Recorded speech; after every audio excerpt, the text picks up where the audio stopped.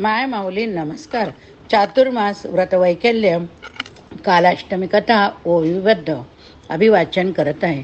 कार्तिक वैद्य अष्टमीला एकदा ब्रह्मदेवाने महादेवाची निंदा केली.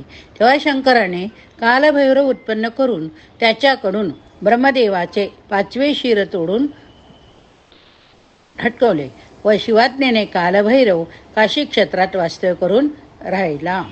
ओवी श्री गणेशाय नमः.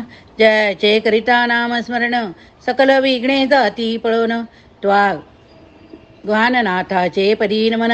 साष्टांग सो माझे हे एकदा मेरू पर्वतावरी ब्रह्मदेवा ते सकल सुरी प्रश्न केला मधुरोत्तरी अविनाशी तत्व कोणते. ब्रह्मा म्हणे मीच अविनाशी ऐकोणी यज्ञदेवता म्हणे त्यासी. हा व्यर्थ विमान असे तुझसी एक अविनाशी श्री विष्णू. यावरी वादव्यात झाला म्हणती पुसावे वेदाला. वेद म्हणती जो शंकर भोला तोच एक अविनाशी. ब्रह्मा म्हणे हे असत्य सर्व तोम तेथे प्रकटला महादेव. त्यास नमिती सकल देव परिब्रह्मा काय म्हणे मी सकल सृष्टीचा करता. तू रडलासी उपजाता म्हणून तू रुद्र सर्वता प्रसिद्ध झालासी त्रिलोकी. ऐकता क्रोधावला महादेव ते उत्पन्न केला भैरव.